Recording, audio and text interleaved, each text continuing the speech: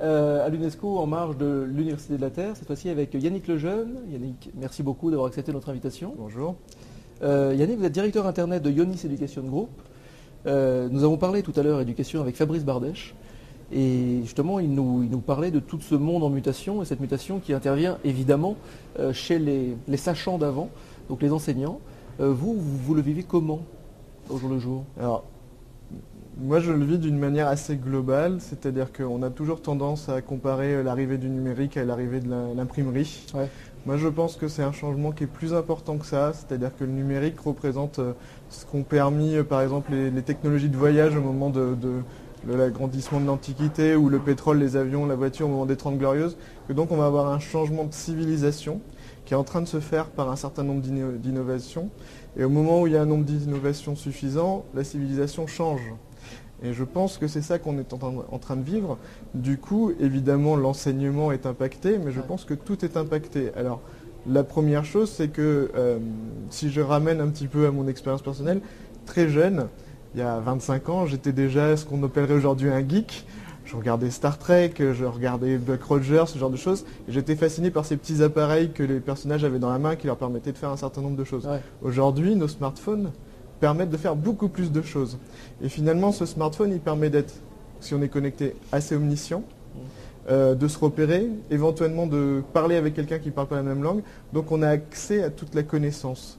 Donc la question de l'enseignement, c'est est-ce que notre rôle, c'est aujourd'hui de transmettre de la connaissance, de créer de la connaissance, et comment, je pense que de plus en plus, le rôle de l'enseignant, ça va être d'organiser cette connaissance qui existe, de piloter l'étudiant dans ses études, et de trouver d'un point de vue pédagogie, et là ça va être aussi très important pour cette discipline, la meilleure manière pour mettre toute cette connaissance à la disposition de l'étudiant. C'est une remise en cause totale de l'enseignement, et de l'enseignant, du rôle de l'enseignant, qui est plus maintenant un copilote, un accompagnateur, plutôt que le sachant top-down à l'ancienne.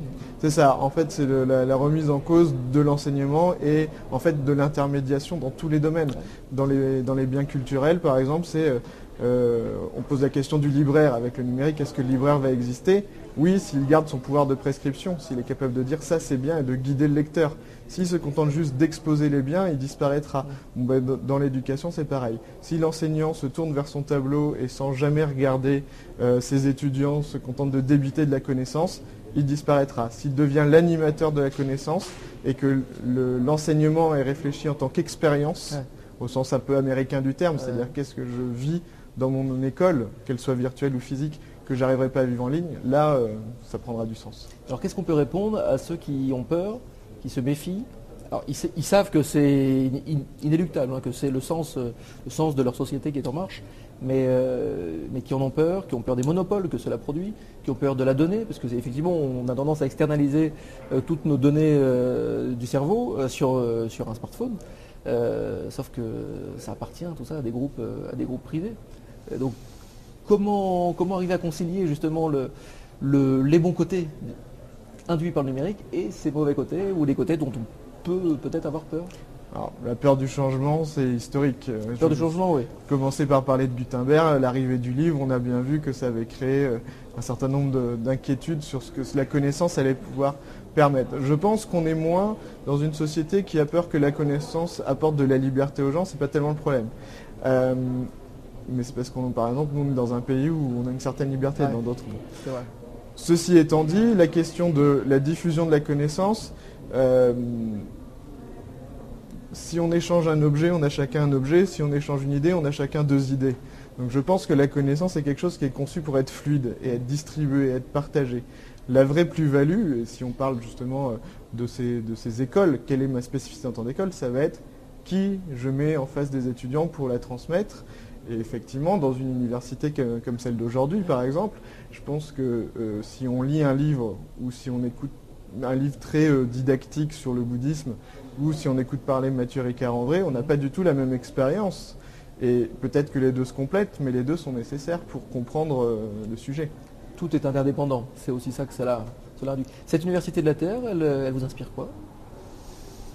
De l'espoir, c'est-à-dire qu'au final, on a quand même des gens qui sont ancrés dans un présent. Et je pense que par exemple sur le débat de l'éducation, il y a la question de la fracture numérique qui s'amplifie, mais aussi il y a la capacité par ces outils-là de diffuser la connaissance. Je pense à une expérimentation qui a été faite en Afrique où ils ont distribué dans un village des Kindle chargés chacun avec 10 000 livres.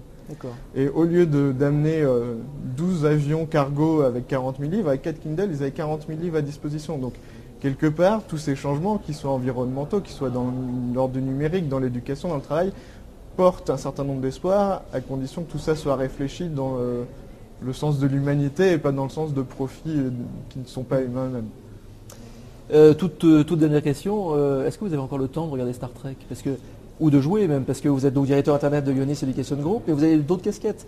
On vous dit, là je lis ma petite fiche, informaticien, marketeur, consultant, éditeur de BD, vous travaillez notamment chez Delcourt. On peut parler du Festiblog également, enfin bref, comment vous trouvez le temps? Et est-ce que vous l'avez encore? En sélectionnant. C'est-à-dire qu'effectivement, si on se met devant la lucarne magique qui est la télévision et qu'on regarde tout, on perd le temps, on perd aussi parfois quelques neurones. Donc le but est d'être de plus en plus sélectif, on a de plus en plus de propositions culturelles. En choisissant bien, on arrive à trouver du temps. Il faut juste bien sélectionner. Merci beaucoup Yannick. Merci.